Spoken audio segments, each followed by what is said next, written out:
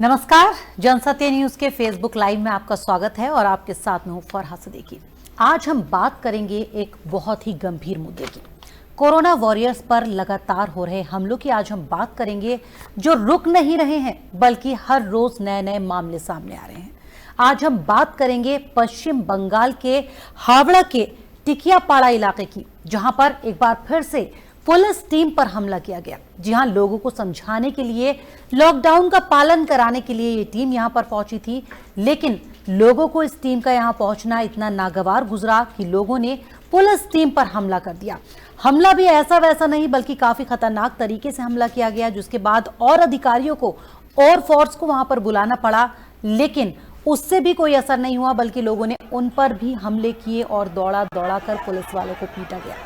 सिर्फ इतने पर ही यहाँ के लोग नहीं रुके, बल्कि उन्होंने पुलिस की गाड़ियां तक तोड़ डाली, उन पर जमकर पथराव किया। आज इस मुद्दे पर हम बातचीत क्यों कर रहे हैं, क्योंकि एक बहुत ही गंभीर ये मुद्दा है। ये कोई पहला मामला सामने नहीं आया है कोरोना वॉरियर्स के हमलों का। इससे पहले भी कई मामले एक के बाद एक लगातार सामने आ चुके हैं। चाहे हम मध्य प्रदेश के इंदौर की बात करें तो वहां पर स्वास्थ्य टीम पर जोरदार तरीके से हमला किया गया था, तस्वीरें आपको याद होंगी। उसके बाद अगर हम बात करें तो मुरादाबाद में भी कोरोना वॉरियर्स पर लगातार हमला हुआ। बात अगर हम पंजाब की करें तो पंजाब में तो इस तरह का वो हमला किया गया था जहां पर निहंगों की तरफ से एक शख्स की, एक पुलिस वाले की कलाई तक काट दी गई थी।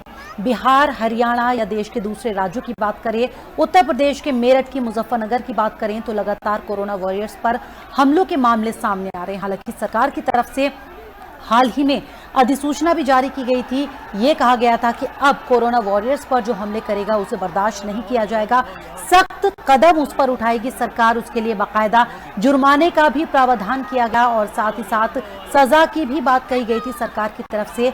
6 महीने से लेकर 5 साल तक, या फिर अगर ज्यादा चोटें आई कोरोना वॉरियर्स को तो 7 साल तक की सजा का प्रावधान उसमें रखने की बात कही गई थी। लेकिन उसके बाद भी ये हमले थमते नजर नहीं आ रहे हैं, जो कि एक गंभीर मामला जरूर है।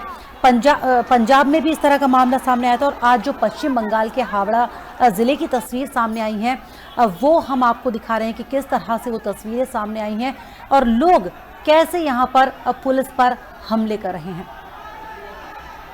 तो तस्वीरें आज हम आपको दिखा रहे हैं कि लगातार एक के बाद एक हमले अंजाम दिए जा रहे हैं, लेकिन कितना सही ठहराया जा सकता है इसको, क्योंकि कोरोना लगातार देश भर में अपने पैर पसारता जा रहा है, एक बड़ी चिंता का सबब बना हुआ है। अगर पश्चिम बंगाल की हम बात करें तो पिछले 24 घंटों में 22 और मामले कोरोना के सामने आ गए हैं और अब तक 2 लोगों की और मौत हुई है, यानी 22 और मौतें पूरे अगर प्रदेश की बात करें तो वहां पर हो गई है। और लॉकडाउन देश भर में चल रहा है, उसी का पालन कराने के लिए पुलिस अधिकारियों की टीम जब पहुंचती है तो लोगों को वो नागवार गुजरती है और लोग पुलिस वालों पर हमले कर देते हैं। कई जगहों पर ऐसा होता है कि जब मेडिकल की टीम जाती है लोगों का स्वास्थ्य परीक्षण करने के लिए, उनकी जांच करने के लिए, तो उन पर भी हमले किए जाते हैं। लोग ये समझने को तैयार नहीं है कि ये आपको सुरक्षित रखने के लिए आए हैं, आपका टेस्ट करने के लिए आए हैं, या फिर आपको घरों में सुरक्षित रखने के लिए आपसे बार बार अपील कर रहे हैं, दिन रात एक कर रहे हैं अपनी जान दांव पर लगाकर। लेकिन उसके बाद भी लगातार कोरोना वॉरियर्स पर हमले किए जा रहे हैं और इसी पर हम ज्यादा बातचीत करेंगे। हमारे साथ मेरे एग्जीक्यूटिव एडिटर दिवाकर विक्रम सिंह जी भी मौजूद हैं। दिवाकर जी, लगातार एक के बाद एक हमले हो रहे हैं कोरोना वॉरियर्स पर। आज पश्चिम बंगाल की नई तस्वीर एक गंभीर विषय तो है ही चर्चा का, हालांकि सरकार के कहने के बाद भी असर होता नजर नहीं आ रहा है, लगातार हमले कर रहे हैं लोग। फिर भी देखिए फरहा, चिंता का विषय ये है कि लगातार जन जागरण के बाद और पूरी जानकारी के बाद 1 महीने से ज़्यादा लॉकडाउन की स्थिति हो गई है। सोशल डिस्टेंसिंग को मेंटेन करते हुए 123 करोड़ की जनता जो है वो कोरोना से लड़ रही है। ऐसे में देश के विभिन्न भागों से हर दूसरे तीसरे दिन इस तरह की घटनाएं, ये 2 तरह से हम इस बात को अगर लें तो इसको हम समझ सकते हैं और इसका निदान भी कर सकते हैं। पहली बात वो ये है कि वास्तव में इस तरह से भीड़ इकट्ठा क्यों हो जाती है, क्योंकि किसी भी भीड़ को इकट्ठा होने में कुछ समय होता है। और दूसरी बात, भीड़ जो है वो नाराज क्यों होती है, उसकी नाराजगी के कारण क्या होते हैं। तो इसको हमें समझना होगा, इसको हमें किसी और चश्मे से नहीं देखना होगा, बल्कि ये देखना होगा कि भीड़ इकट्ठा क्यों होती है, और अगर भीड़ इकट्ठा होती है तो नाराज क्यों हो जाती है। क्योंकि उनकी नाराजगी के बाद जैसे ही कोई टीम पहुंचती है, चाहे वो मेडिकल की टीम हो या पुलिस की टीम हो, उस पर हमले कर दिए जाते हैं। और अगर यही ट्रेंड है देश के विभिन्न भागों में, तो प्रशासन को यह समझना होगा कि क्या ऐसी कोई बुनियादी सुविधाएं या उनकी कुछ जरूरत है जो मास ऑफ द पीपल है वो पूरी नहीं हो पा रहे हैं, इसके कारण ऐसा हो रहा है। क्योंकि ये मुश्किलों का दौर है, और इन मुश्किलों के दौर में अगर ये स्थिति उत्पन्न हो रही है तो हम इसको कानून और व्यवस्था से जोड़ें, लोगों की जागरूकता से जोड़ें, लोगों की समझ से जोड़ें, और समझने के साथ साथ सहयोग से। क्योंकि प्रशासन का सहयोग, पहली बात फराह, प्रशासन का सहयोग, और दूसरी बात लोगों का सहयोग प्रशासन के साथ, प्रशासन का सहयोग लोगों के साथ। इस सामंजस्य और इस समन्वय में कहीं तालमेल में कोई कमी आती है, इसके कारण यह समस्या उत्पन्न होती है। लेकिन प्रशासन तो लगातार सहयोग करने की बात कर रहा है, अपील की जा रही है, लोगों तक, उनके घरों तक सामग्री पहुंचाई जा रही है, लेकिन बावजूद इसके लोग मानने को तैयार नहीं है।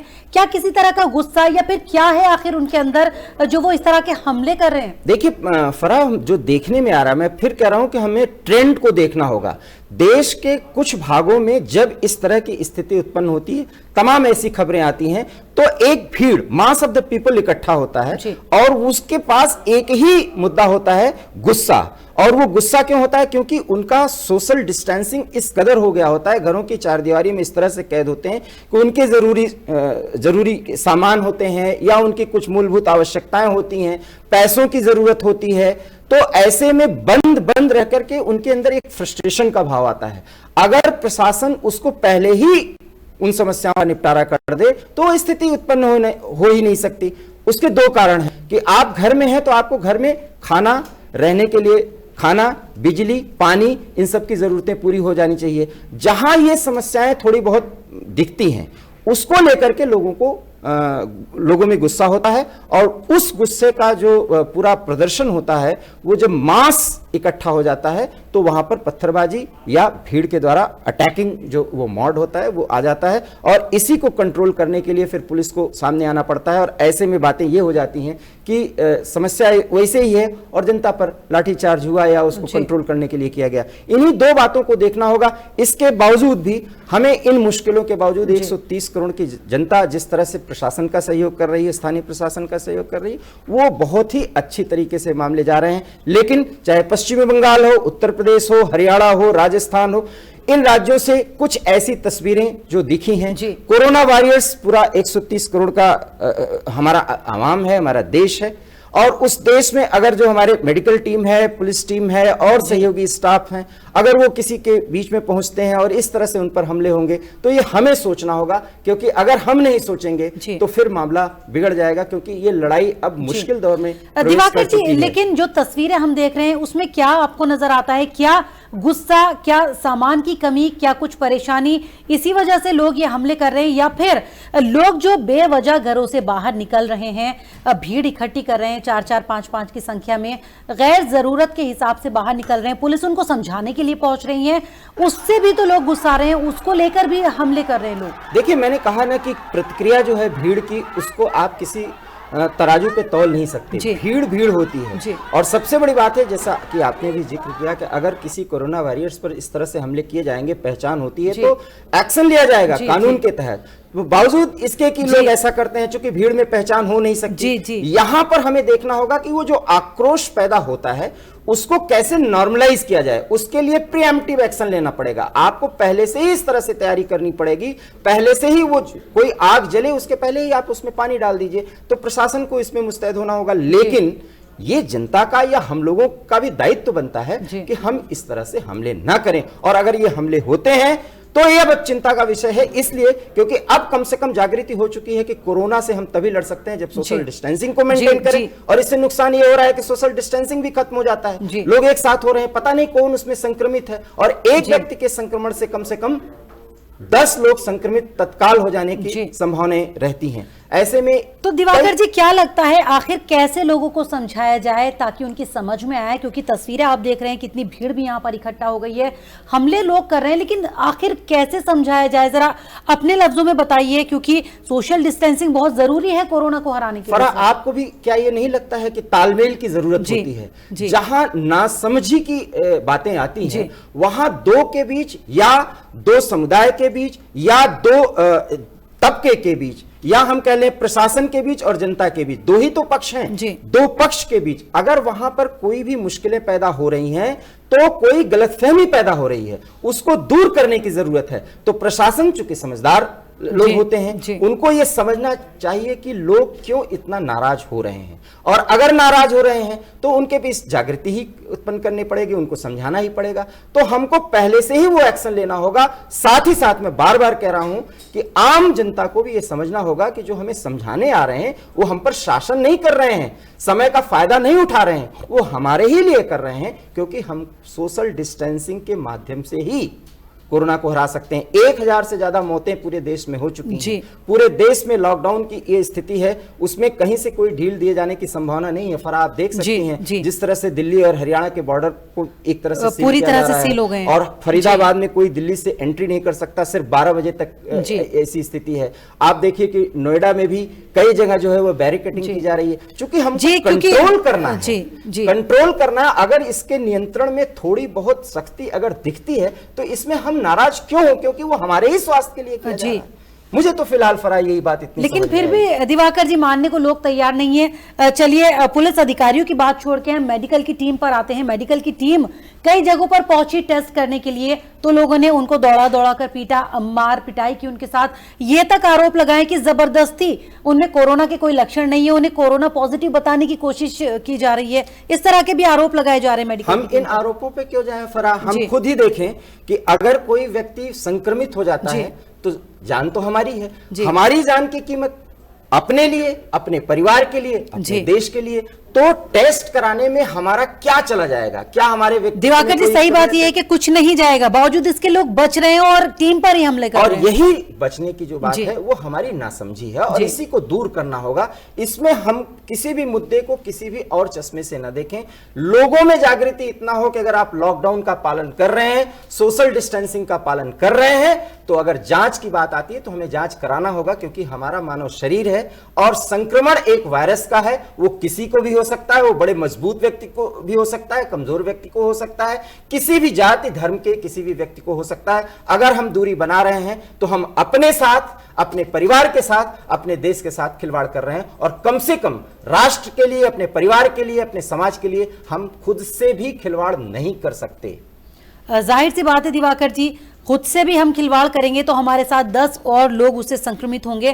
तो लोगों को तो मनाने की ज़रूरत है। हालांकि लोगों में कुछ कमी देखी जा रही है, चाहे शिक्षा की कमी की बात करें या फिर वो उतने अवेयर नज़र नहीं आ रहे हैं। लेकिन अगर हम बात करें सरकार की, तो अभी हाल ही में सरकार ने कोरोना वॉरियर्स पर ताकि हमले रुके उसके लिए कुछ ऐलान भी किए थे।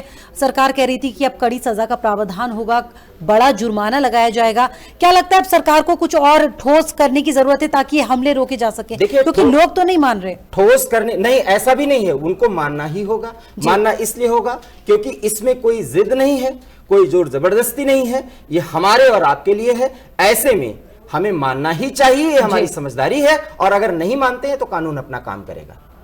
मेरा अपना ये मानना है कि कानून अपना काम करेगा, इसमें कोई भी उसकी जद में आ सकता है, क्योंकि कोरोना वॉरियर्स हमारे आपके लिए, देश के लिए अपनी जान को एक तरह दिवाकर जी यही बड़ी बात है कि अपनी जान को खतरे में डालते हुए वो हमारे लिए दिन रात काम कर रहे हैं। तमाम डॉक्टर्स, पुलिस वाले ऐसे हैं जो खुद कोरोना संक्रमित हो चुके हैं हमारी सेवा करते करते, लेकिन लोग मानने को तैयार नहीं। यानी अब कानून को ऐसे लोगों पर कड़ी कार्रवाई करने की जरूरत नजर आती है। दिवाकर जी हमें यही कह रहे हैं कि कानून को सख्त करना पड़ेगा और सख्ती से पालन करना पड़ेगा। ये मुद्दा हम भी नहीं बना सकते, क्योंकि ये देश की बात है, ये हमारी बात है, हमारे समाज की बात है, और अंततः एक परिवार को सुरक्षित रखने की बात है।